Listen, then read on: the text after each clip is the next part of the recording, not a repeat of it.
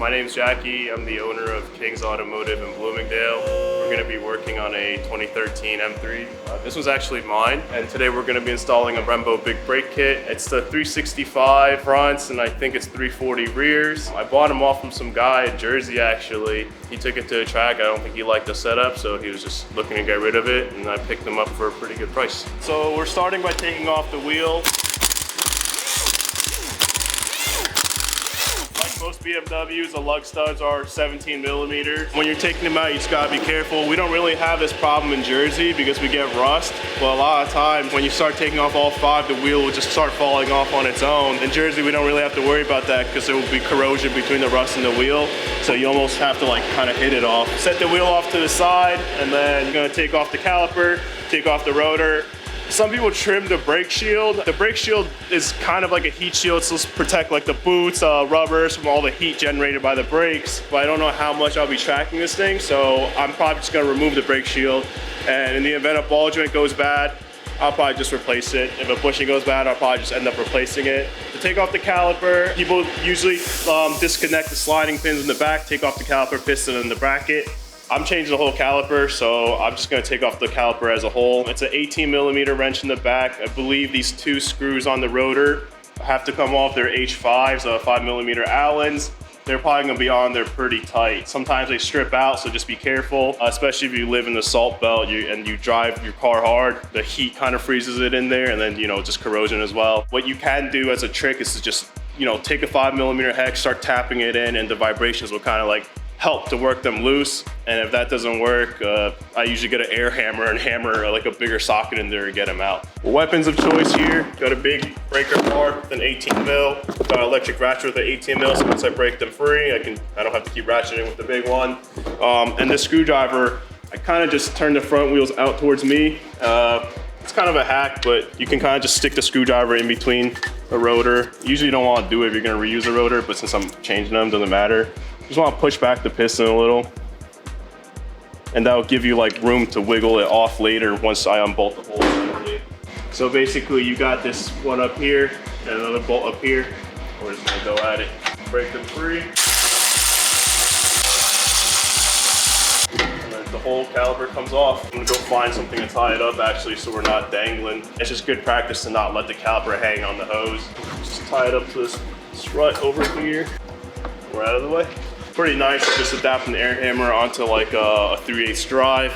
Then I have a 5 millimeter Allen and something that steps it down from 3/8 to 1/4 inch. Just get it in here. And boom, it comes loose. I think the other side, I try to do it without the air hammer and I end up stripping them out. So once we get to the other side, we're gonna have a little bit of fun.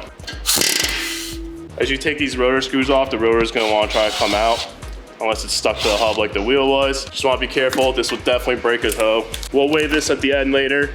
Granted, it's a little bit used. You can see there's kind of a nasty lip. I'm going to presume these are the original rotors. Brembo's 2-piece. You can rebuild them. The center piece gets reused. The Brembos are probably a little heavier, but they're also decently sized bigger, not terrible, not terribly big. These are the smaller Brembos. They make a 365 and a 380. I got the 365s, so see how it goes. So now that we got the rotor off, like I said, some people cut it. I think you basically just cut it back to the ears where the caliper mounts to. That way the bigger caliper doesn't touch the heat shield. For me, I'm just gonna take them off. They're just 310 mils.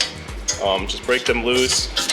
If you're using power tools, you should always break them loose first just so you don't snap them inside with, you know, all the torque of a power tool.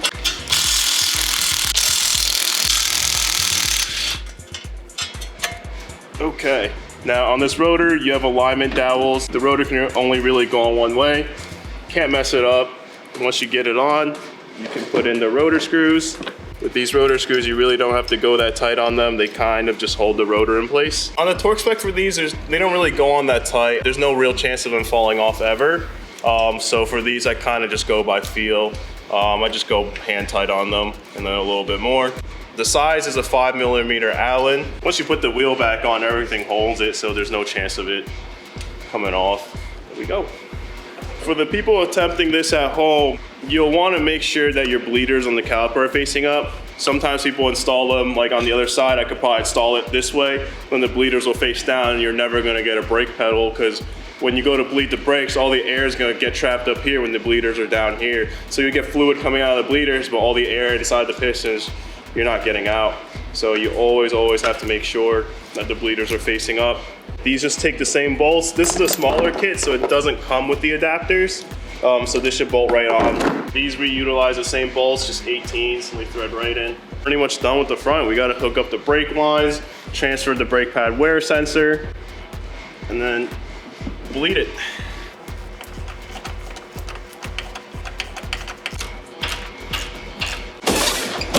We'll get out the super fancy torque wrench. Just set it to 81.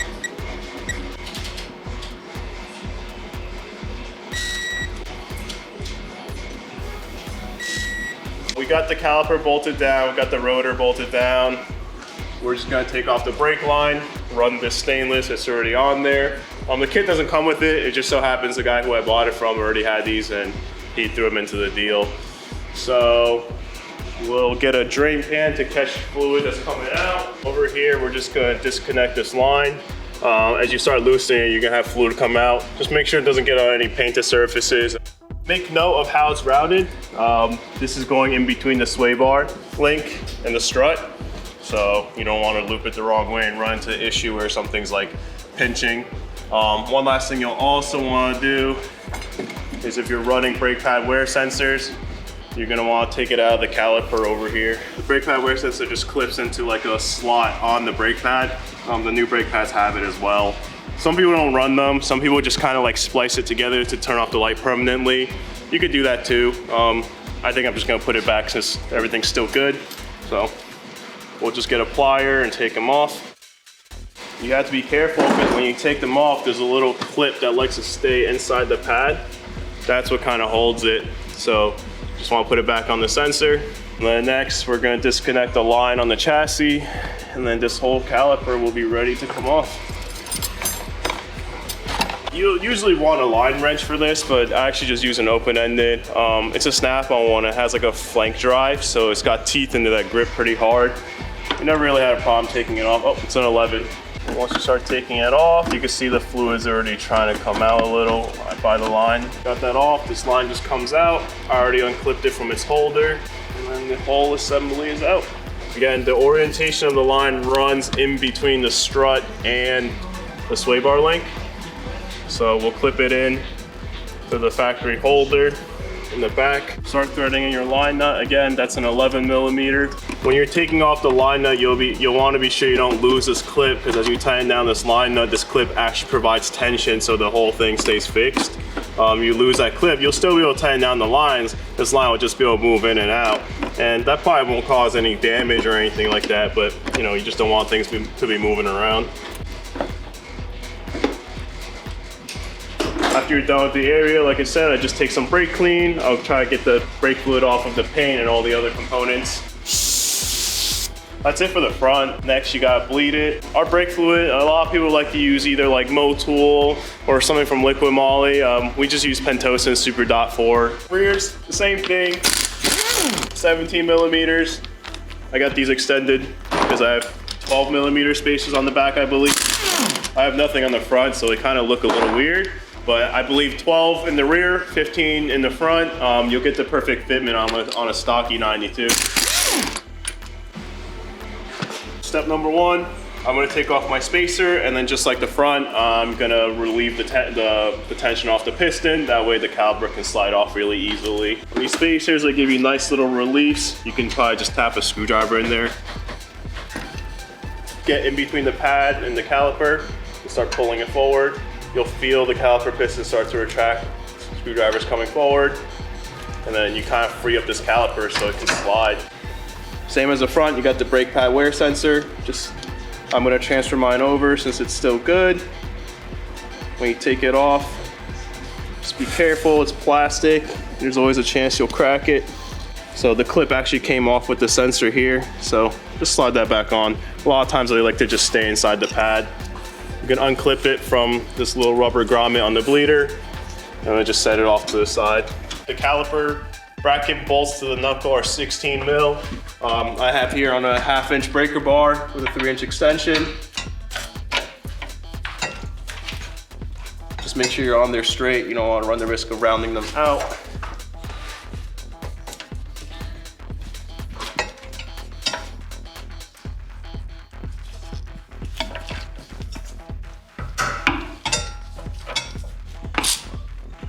And once we break it free with the breaker bar, we'll hit it with an electric ratchet. All right, so now once we got the caliper removed, we're gonna deal with the rotor screws. These actually change into a 6mm hex in the rear. Probably gonna run into issues with them being seized.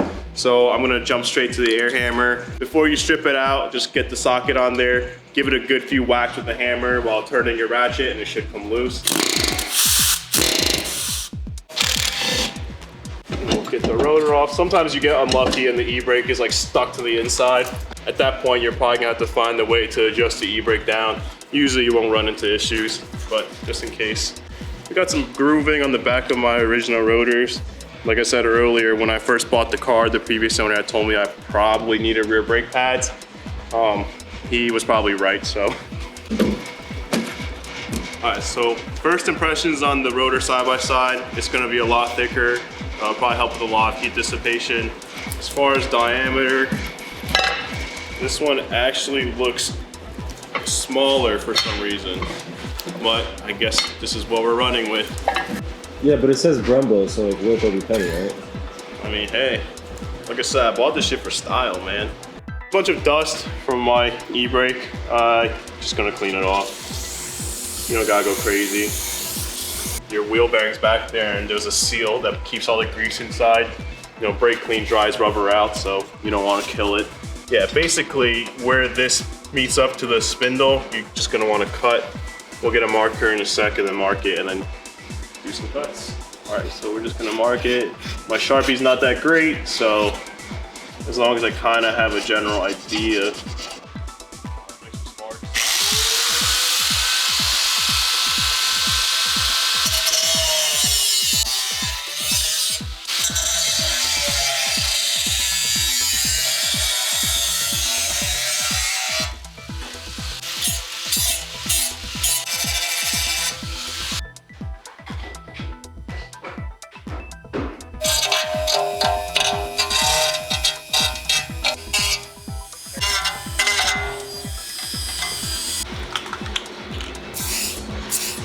I'm not a good spray painter, so. A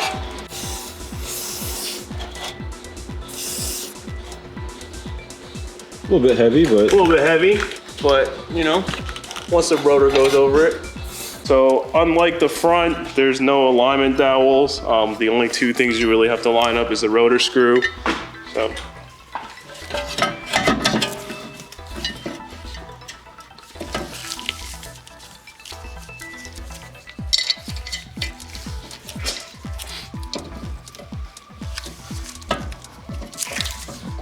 It's like a good thing that the rotor is pretty much the same size. That way you don't have to cut like the whole brake shield.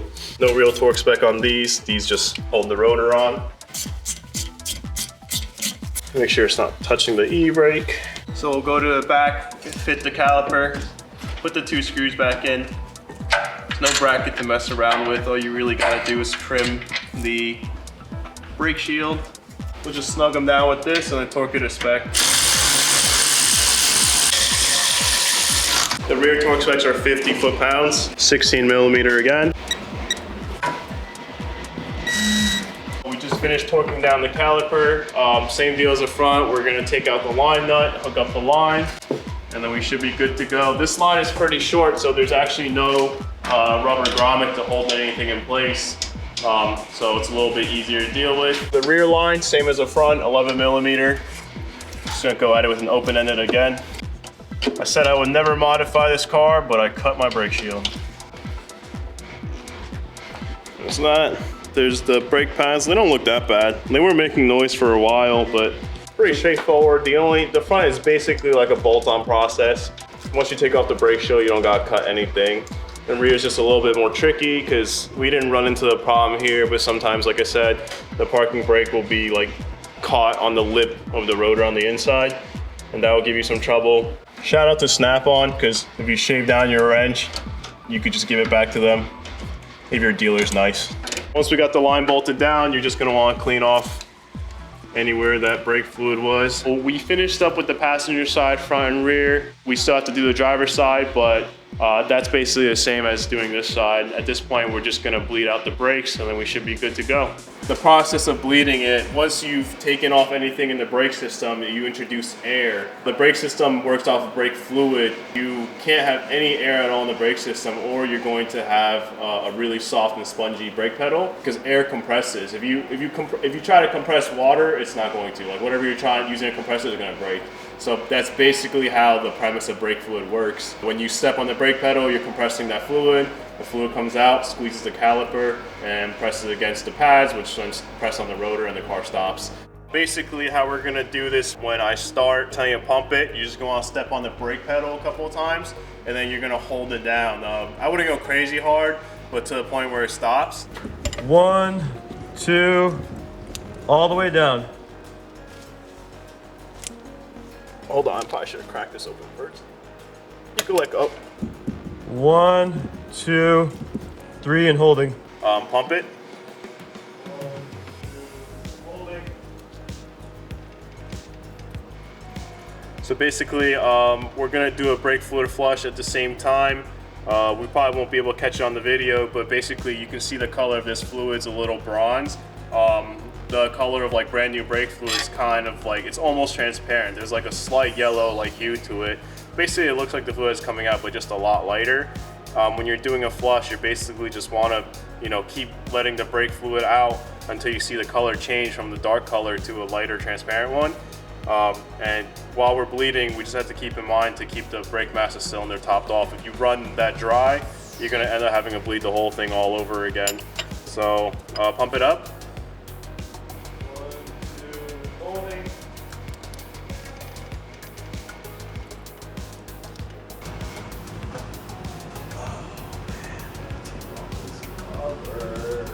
Should I still hold? Oh no, you can let go. Right now, I'm just taking off the cabin air filter cover. There's actually 3 screws. They're all 8mm. You have one here, one here. Someone broke this off for me. My screw's still there, but it's just not bolted down. So you take off the 3 8mm, lift the cover up. There's a sensor you gotta disconnect. It's just a push latch, and it pulls right out. On the brake master cylinder cap, you have another sensor for the brake fluid level. You just undo that and the whole cap will come off. You'll probably want to keep a rag with you because the whole thing will want to drip. So that's pretty much it, and we're just going to top off the brake fluid. Brake fluid's a top off spec. Usually 1 liter will probably be enough to do the whole thing. This costs around like $16. I just got it from AutoZone. It's Pentosan Super Dot 4. It's probably not the nicest fluid out on the market, but it has a boiling point of 509 degrees Fahrenheit, which I think for most people, even if you're light tracking, should be enough. All right, so for bleeding purposes, we're using a black silicone hose here, mostly because I know by feel when all the air is out of the lines. But if you're doing this at home and you want to make sure that all the air is out of the lines, you'll probably want to get like a transparent hose. That way you can see air bubbles. Usually I can feel the pressure coming through this line and I'll know. If you only have a non-see-through hose, you can feel it by when you open the valve, you'll kind of feel the fluid coming through and it'll be a solid flow. If you have air, it'll kind of like sputter. So, but basically pump it up for me.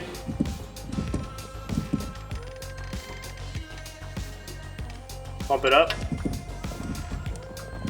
You can also watch the stream as it comes out of the hose if you're unsure. If you see like air pockets coming out, then you know you probably have some more bleeding to do. Pump it up. So on these Brembos, they have 2 bleeders. They have an outer, on each caliper, they have an outer bleeder and an inner bleeder. You're definitely gonna need to bleed both of them. So the point of pumping it up and then holding is basically we're generating pressure in the lines, and as you're holding it, you're keeping that pressure in the lines. That way, once I open up the bleeder, fluid only comes out and air can't really go in. And before I tell Bob to let off the brake pedal, I'm going to close off the valve, that way air can't get in. This bleeder should be pretty good, so we'll just move on to the inner one. Some brake fluid is going to come out. Brake fluid washes away with water, so I'm just wiping it away with a rag, but if you want to get all of it out, you can just, you know, spritz some water or pour some water down. We'll crack open the inside bleeder. All right, so same deal. I'm just going to hook up my line. That way I'm not pouring brake fluid everywhere. And then we're going to have Bob pump it up. Holding. Pump it up. Holding.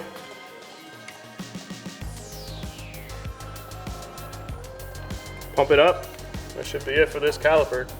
We basically finished up on the passenger side of the car. We bled out the rears. We still have to bleed out this wheel, but it's the same process as the rears. You're just going to want to go furthest from the master and then closer to the master. So once we move to the left rear wheel, we'll bleed that next, then we'll bleed this wheel and the driver left. We do a lot of performance upgrades like these, so if you have a big brake kit you'd like to get installed, you can hit us up on Instagram at jkingsauto. We're located at 172 Glenwald Avenue in Bloomingdale. Thanks for watching. We'll catch you in the next one.